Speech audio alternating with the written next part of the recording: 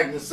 So, after the release of the Spider-Man No Way Home, No Way Home trailer.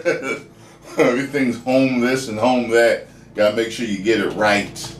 I know there's gonna be a ton of different videos explaining what in the hell is going on, speculating, and you know me, I'm always down with that. So the Cosmic Wonder, who I go to all the time to check out what's going on. Don't mind the what do you call it?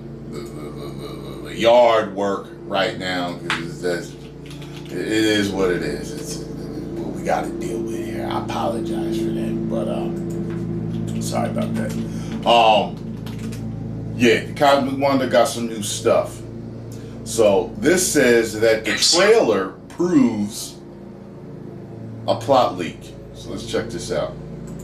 What's going on, everybody? It's Warren. Welcome back to the Cosmic Wonder, where we talk all things Marvel and MCU. And I'm still coming down from the Spider-Man No Way Home teaser trailer hype. Aren't we all? Hello, Peter.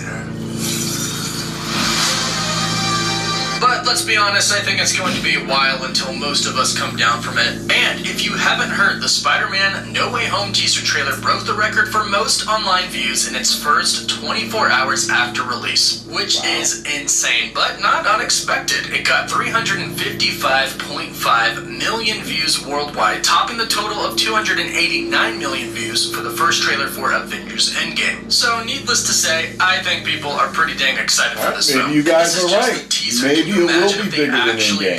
Put all three Spider-Man on screen in a trailer for a significant amount of time. I think that would easily beat this teaser. So it doesn't look like the hype is going to stop anytime soon, which I know a lot of people really don't have a problem with. And if you're here in this video right now, that means you would like to know more about the plot of Spider-Man No Way Home. I must issue, however, a spoiler warning. I am about to talk about the actual plot for Spider-Man No Way Home. There are going to be spoilers in it. If you've been following me in my Spider-Man videos, you know that a lot of the leaks that I've been talking about are true. They were confirmed true by the teaser trailer. The same thing goes for these plot details that I'm going to be revisiting and breaking down right now. So you have been warned. I think a good majority of you have probably heard this one before, so I'm just going to read through it and then we'll talk about it and connect it to the trailer afterwards. It says, Peter's life is ruined after his identity was revealed at the end of the last Mysterio movie. Also keep in mind that this is literally somebody explaining it to another person. It says, he is now facing trial. Matt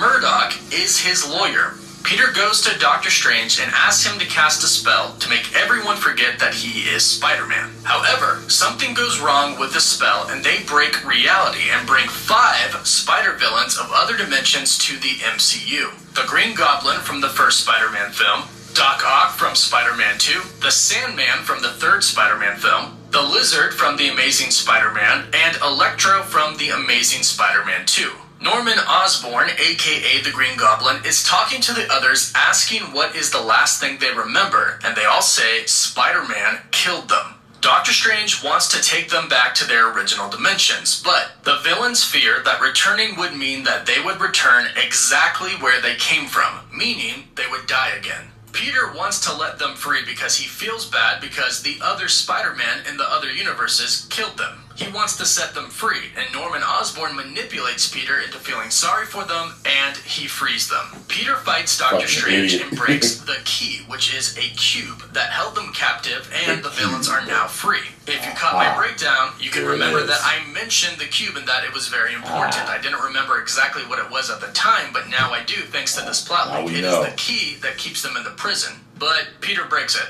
The villains are now free and they start destroying parts of New York. And to stop them, Peter somehow brings Tobey Maguire and Andrew Garfield Spider-Man to the MCU to help him. There is a big rematch between Tobey Maguire Spider-Man and Doc Ock, and between Andrew Garfield Spider-Man and Electro. The final battle is at the Statue of Liberty, with the 3 Spider-Men fighting together, fighting the Sinister Six. And this person says, to be clear, I have no idea who the 6th member is or when or how they come into the scene. So as you can probably tell, this is the plot of Spider-Man No Way Home. Pretty much all of this was confirmed in the very first teaser trailer. Now obviously it's a teaser trailer and it's not going to show all of this, but it did actually show quite a good majority of this. We did see all of these villains, or at least saw some part of them. And the villain that we were questioning if it was Lizard or not, I believe it now is because of this plot leak. Because keep in mind, I was sent this like 3 weeks ago, maybe a month ago. I did a video on it, we can go back and find that video, but it was way before the teaser trailer. And everything in it is accurate. Which also means, for some doubters out there, which I totally understand, but it also means that Tobey Maguire's Spider-Man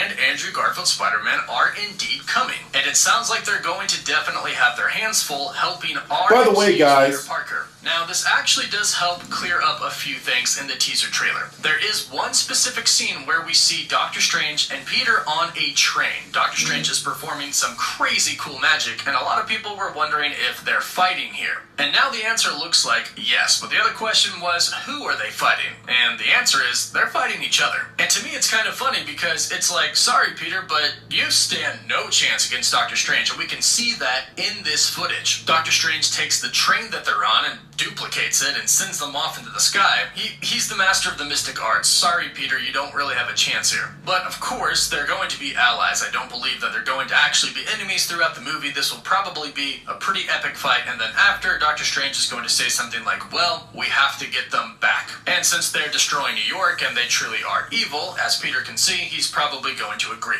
Now, another thing this confirms is that Matt Murdock, aka Daredevil, is going to be Peter's lawyer in the beginning. In my breakdown, I put a few photos of this mysterious person, and it really does look like Matt Murdock. And since this leak has been pretty accurate, people were saying his stomach was too fat. Yes, that is him. And this leak actually confirms something that Alfred Molina said in a recent interview about people were saying that's definitely not Daredevil with that guy. He did give it away. He straight up just told everybody, yeah, I'm returning for Spider-Man No Way Home. He even said that he had a conversation with the director about how he was going to return when he was dead, which the director replied, in this universe, no one's really dead. And obviously with the multiverse, that's true. And he said that he was going to be taken from that moment at the very end when he is sinking into the water, which means he's going to be taken right before he dies. And we can assume that this is going to be true for the other villains as well. This is confirmed when Norman Osborn asks everybody what's the last thing you remember, and they all say Spider-Man killing them, except for the Sandman, because he did not die, which is actually why I believe, and some other people do as well, that he's going to be good. In the trailer, we actually see sand with the lightning, and that could be him actually trying to protect Peter Parker. At the end of Spider-Man 3, Sandman and Peter parted ways peacefully. Peter Parker said,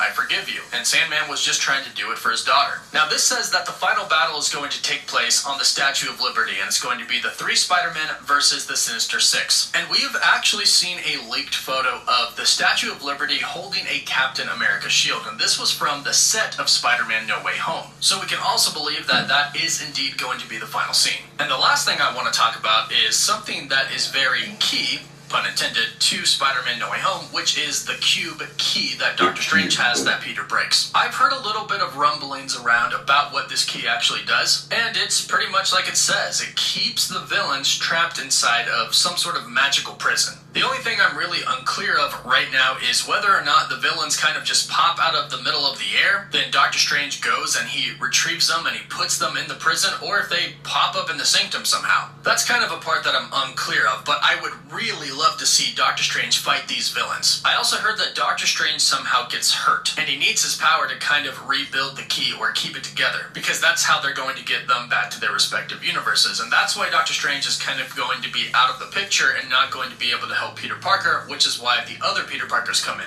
And I know a lot of people were saying, well, we really want our Spider-Man, Tom Holland's Spider-Man, to kind of go into his own character, not really get help, and I do think we are going to see that in this film. I do think at some point Doctor Strange will kind of be taken out of the picture, and it's really just going to be about him, and it's going to be his decision to bring the other Spider-Man in, and it's going to be his decision on what to do with the villains. I do think he's really going to grow up here. But so far, that I know, that is the most accurate plot details that we have. Again, I got it way before the trailer came out, and when the trailer came out, it proved most of it real. So, be sure to let me know what you think about this in the comments down below, and if you're new, consider subscribing to the channel to stay up to date on Spider-Man news and, of course, MCU news. For live updates, you can always follow me on Instagram and Twitter, and as always, thank you all so much for watching.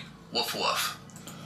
I got a question for you guys. First of all, if you want to see my reaction, it's on Patreon because it got claimed. Second of all, why was everybody telling me that, well, the reason why it was frozen inside of the sanctum was because Hulk fell through and they never repaired it? But the trailer did not show Peter at all. It did not show winter at all in the trailer. It did not, when he went to the sanctum, it wasn't snowing outside. So why is it frozen in there like that? Tell me why it's frozen. Someone help me out here. Tell me why it's frozen in there. Huh? Is there some wacky spell going wrong or something like that? Because that's what I thought initially right away. I wasn't even thinking about the Hulk falling through and them not repairing it. I'm thinking he went there during a sunny day. Why the hell is it frozen inside there? Unless they're doing what Marvel does and the way they're clipping things together, it's fake scenes in the trailer and it is winter when he goes to see him, then it would make sense. Help me out. Go subscribe to The Cosmic Wonder. Tell them Tyrone Magnus sent you. And make sure if you enjoyed my reaction, you hit the thanks button, the like button, subscribe, and share. 10 million subscribers. Woo!